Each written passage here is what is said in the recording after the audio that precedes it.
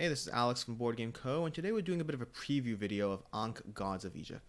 Ankh Gods of Egypt, with the trailer playing in the background here, is the third game in the series brought to you by CMON Games. This is the third game, the first one being Blood Rage, the second one being Rising Sun, and the third one now being Ankh Gods of Egypt. This is brought to you by the same exact team. It's brought to you by CMON. The design is Eric Lang, our art is by Adrian Smith, and the miniatures are by Studio McVeigh. Ankh is it's another area control game. And if you stick around to the end, I'm going to cover a bit of the details of the video, but if you stick around to the end, I'll tell you my final thoughts and whether I believe I'm backing it as of now. So that's basically the trailer video that's just finished. From there, we'll jump to the gameplay video over here. This is a bit of a gameplay video they did in Spiel. You'll find the link to the video down below. But the short version is, first of all, Blood Rage is my favorite game of all time. Absolutely my favorite game. Rising Sun, while not my favorite game, at least not yet, or anywhere even close really, it's still amongst my, it's still in my collection. It's a game I thoroughly enjoy.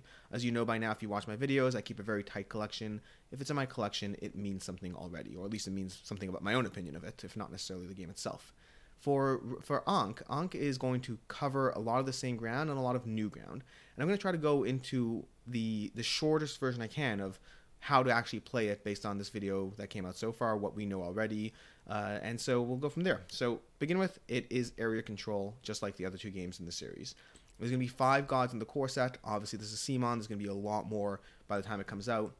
So, you know, with the Kickstarter, back in the Kickstarter, you'll get a lot more content, but there's going to be 5 gods in the core set. It's mostly a competitive game with a drop of co-op, which we'll touch upon shortly, and there's not going to be a victory point track compared to some of the previous games.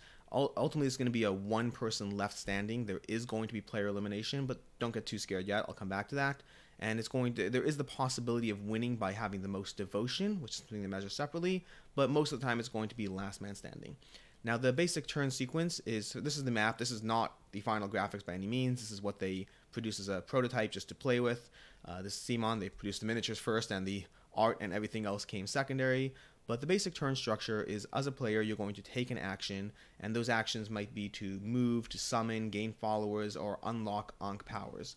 Once you're done with the action, if your marker, you can see a little marker up here, if your marker made it to the end over here, you're going to advance on the event track. Now, as you go through the event track, different things will happen. That's basically the timeline of the game. Supposedly, it's aiming to be a shorter game than Blood Rage and Rising Sun, so we'll see how that plays out. I know Blood Rage can regularly be around 2 hours, sometimes as much as 3 or 4 even, and Rising Sun tends to be closer to 3 or more.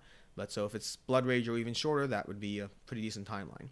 But so this is the event track up here that's going to be going through as the game progresses. Again, graphics not final in any way.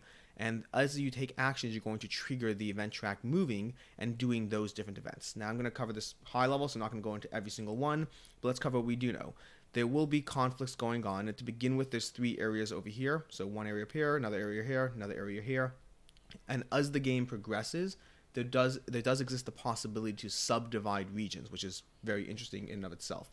So you're going to see a certain regions, you're going to have camels, let's say, put along the board, and that will further subdivide the region, which can add an interesting element to. So you're going to see basically a live board establishing and changing as the game progresses, which sounded fascinating. When you hit these little red spots, it's going to trigger conflicts, and conflicts are basically going to come down to most strength in the region. Whoever has the most strength wins. Strength is going to be determined as 1 strength per unit. Obviously, there's monsters, and there's gods, and there's units, so those strengths can be vary, but by default, it's 1 strength per unit.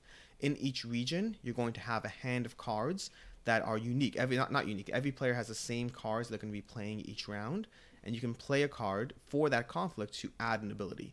So, for example, one of the cards we saw in this conflict was that flood, where all the units in the green region were worth 0 strength. So, and then once the card is played, it's gone until you play another card that gets all your cards back. So everyone's playing with the same cards that will eventually come back to their hands, kind of similar to Kemet, but with a different trigger to bring them back. And so that's how conflicts are going to be resolved. Ultimately, this is a game where you will lose conflicts, but you'll also win conflicts, and it's about picking your battles. From there, there's a few other things going on in the game. Like I said, there's this escalation track, there's devotion, which is something devotion's important. There's this devotion track up here. As you get towards the end game, whoever is not above certain metrics of devotion will automatically be eliminated. Supposedly, it's a very short time frame in which you'll actually be out of the game, and it's not supposed to be that bad, but time will tell on that. And so you want to keep track of your devotion, you want to be keeping track of your actual activities, and you keeping your strength up and winning all these area controls. But a big one is your followers and your Ankh powers. Down here you can see a god with almost a little tech tree of their various powers that they can add to in the game. During the game, you're able to spend followers to increase your Ankh powers, giving you more flexibility, and these powers work together in different ways. Supposedly, each god is going to be completely unique for their main ability, but the powers are actually the same player to player, so there's not a ton of information. It's a good and bad thing. It's a bad thing because it's less variability. It's a good thing because it makes the game more manageable. Unless it's a game you're playing a lot, you want to be very wary of having every single little thing be different. You want to have enough different that players feel different. You've got enough the same that you actually can play the game without having to know 14 different player boards and figure out every single little thing that's going on. It's always a balance, and hopefully they'll strike the right one here, but it sounds like they are. As far as asymmetry, Eric Lang said that supposedly it's going to be more asymmetrical than Rising Sun, and that was already a good enough mix of asymmetry for me, so I'm pretty happy about that, but obviously it's up to you to decide for yourself what you're looking for. As this event tracker hits the end of the game over here, then whoever's left standing is the last player who wins the game. But it's not really about having the most devotion, it's about not being eliminated by not being devoted enough. So really it's just one more thing to balance. You're balancing your actions, you're balancing your gods, your god powers, your board placement, your actual devotion. There's a lot going on here to balance. And it really sounds pretty cool. The gods are supposed to be pretty dynamic in terms of the way that they change the game. So like, just to give an example, one of the gods they talked about was Anubis, and when Anubis is in play, whenever a character dies, Anubis gets to steal that character, and it adds to his power until the other players ransom their people back from the underworld. So that's an entirely different game state than if Anubis isn't in the game. And with this being a Kickstarter, we're going to see a lot of different gods and a lot of different ways that the abilities all interact, and how you have to keep in mind a different set of what's going on from game to game.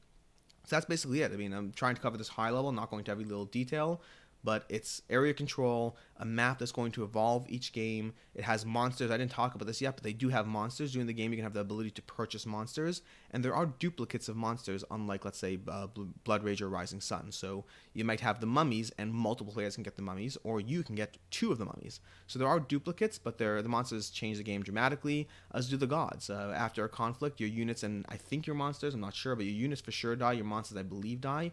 Gods don't die after a conflict. Gods are invincible, so to speak, and so they stay around and contribute their strength to the next conflict, but that player will lose, and that's basically it. It's area control with a lot of powers, card play, abilities.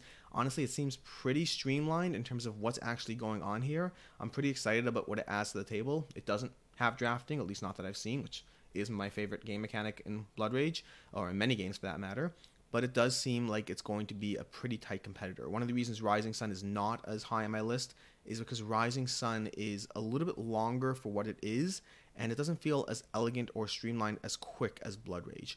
This one, it could, based on what I'm seeing right now, and this is where it comes to how I'm actually feeling about the game, what I plan on doing, based on what I'm seeing right now, it does look like it has the potential to go either way. It has the potential to be a little too finicky with all the things going on. Like when you're playing those cards, and everyone has a card that they add to the conflict, a single card that they're playing, is it interesting and nuanced and incredible? The same way in Blood Rage, you always have to be wary of the cards. Is someone's going to steal rage from me? Is someone going to add strength? What's going to happen? It's very, very well done in Blood Rage, but it also could end up just feeling finicky. Like, oh, I have no idea what the guy's going to play, and we just play a card and hope for the best. Whenever you have these kinds of interactions, depending on how well the game is done, depending on how well the game is structured, all these interplays can either end up feeling finicky, or they can end up feeling streamlined, cohesive, and one incredible game. I'm obviously hoping that this is going to be one incredible game, but that's, time will tell on that one, and we'll see whether this ends up being another Blood Rage, another Rising Sun, or just a unfortunate bust in the series. As of right now, I probably will be backing it. It's going to have the miniatures. It's going to have a resale value, and this is a big thing I touch upon in all my videos. It's going to have resale value. You do not have to worry about that. It will take quite some time and quite a lot of bad news before your investment would actually be not worth it. So if you get the game and you don't like it, you have plenty of time to actually liquidate it, for someone else will pay what you paid for it, if not more. So it's pretty much a safe buy without even seeing the Kickstarter. Just by the names, the third in the trilogy, this is already a safe buy. In terms of whether I like the game, that will really come down to time will tell. So that's basically my short Kickstarter preview for Ankh. It's a preview of a preview, so to speak. I'll probably do another video once the Kickstarter actually launches and we know more. I just kind of wanted to get ahead of the game, and I'm stuck out of town, so I figured I'll go ahead and do this. Past that, that's basically it. That's my opinion.